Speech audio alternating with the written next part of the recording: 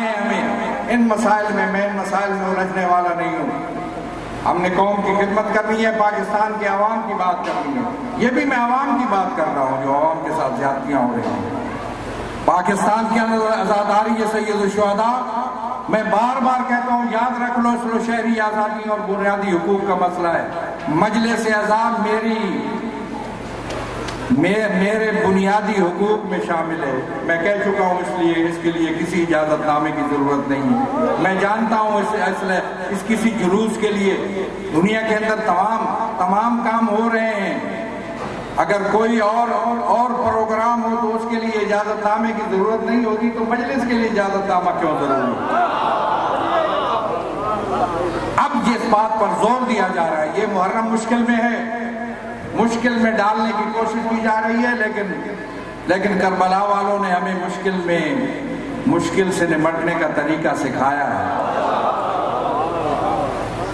کہتے ہیں مجلس کے لیے اجازت ضروری, کہتے ہیں کہ کوئی جو جلوس ہیں جو لائسنس والے نہیں ہیں ان کو روکیں گے فلاں, پھر آپ بھی تیار ہو جائیں گے. میں مزاحمت کی اور تصادم کی بات نہیں کرتا, مجھے ضرورت نہیں ہے. تصادم کی بات وہ کرتے ہیں جو کمزور ہوتے ہیں. ہم طاقتور ہیں اس ملک کے اندر, ہم اپنے حقوق کو لے سکتے ہیں اور اپنے حقوق پر حاصل کر سکتے ہیں. ہمیں کسی پرابلم میں ہم نہیں پڑنا چاہتے. میں اس ملک کو بچانے والا ہوں, اس ملک کو مشکل میں ڈالنے والا نہیں ہوں. لیکن اگر مشکل کہیں آئے گی تو میں آپ کو بتاتا ہوں کہ تمہاری عزاداری میں اجتماعیت نہیں ہے, اجتماعیت پیدا کرو. انفرادیت ہے, ہر کوئی اپنے اپنے طور پہ منا رہا ہے, دوسرے کے ساتھ کوئی تعلق نہیں ہے, دوسرے کے ساتھ کوئی تعاون نہیں ہے. اگر مجلس کسی کی ہو یا نہ ہو, آپ کہتے ہیں میری مجلس ہو جائے, دوسرے کی ہو. میں نے اس کے مظاہر دیکھے ہیں. میں آپ کو خلاصہ بتا رہا ہوں, مل جاؤ آپس میں, جڑ جاؤ آپس میں. عزاداری سید الشہداء کو مل کے مناؤ. یہ سال عزاداری سید الشہداء کا سال ہونا چاہیے.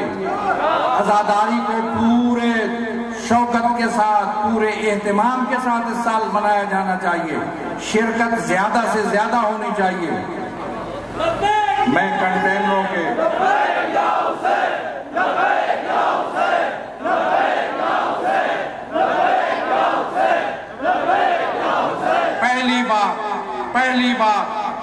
پہلی بات پالیسی بیان, اجتماعیت پیدا کرو عزاداری میں. اختلاف چھوٹے موٹے ختم کرو. عزاداری سید الشہداء کی حفاظت اس سال بہت ضروری.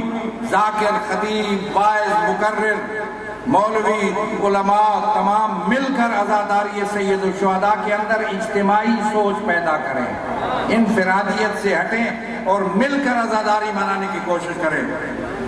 دوسری بات, عزاداری کا تحفظ عزاداری کے ذریعہ. سوچئے اس بات کو, سمجھا آپ نے بات کو. جب میری مجلس, اگر فرض کیجئے میرے بھائی کی مجلس نہیں ہو رہی, میرا جلوس نکل رہا ہے, تو مجھے جلوس روکنا چاہیے جب تک یہ مجلس نہ ہو جائے.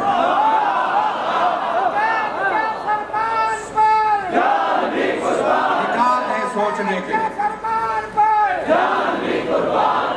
سوچنے کے نکات ہیں. سوچئے اس پر, غور کیجئے, کیا اس پر آمادگی ہوگی یا نہیں ہوگی. اگر ہوگی تو میں سمجھتا ہوں ملک کے اندر مجلس اعلیٰ میں کوئی رکاوٹ پیدا نہیں کر سکے گا. اور یہ جو FIR درج ہوئی ہیں, یہ ان کو ویسے بھی واپس لینی پڑیں گی. یہ غیر قانونی ہے, یہ آئین کے خلاف ہے, قانون کے خلاف ہے. میں کوئی گالیاں بھی نہیں بکتا ہوں کبھی, اور نہ غیر مہذب بات بھی نہیں کرتا. میں قانون کی بات کرتا ہوں, میں علم کی بنیاد پر اور مہذب دائرے کے اندر بات کرتا ہوں, دوسرے مکاتب فکر کے ساتھ بھی اور مخالفین کے ساتھ بھی. اور مخالفین سے مراد وہ جو تشیع کے مخالفین ہیں, ورنہ شیعوں کے اندر کوئی کسی شخص کے ساتھ میرا کوئی مسئلہ نہیں ہوتا.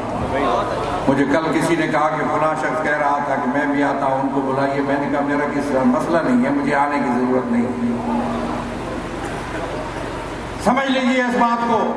تشیع عذاب, تحفظ عذاب بذریعہ عذاب. تیسری بات, اجتماعی عزاداری, عزاداروں اور تشیع کی اجتماعی قوت کا اظہار. یہ ہوگا انشاءاللہ اگلے مہینے میں, تیار رہیے اس کے لیے.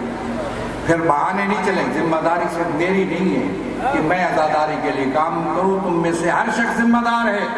اپنی تیاری کر لو کہ تم نے کیا رول ادا کرنا ہے عزاداری کے تحفظ میں. یہ ہوگا.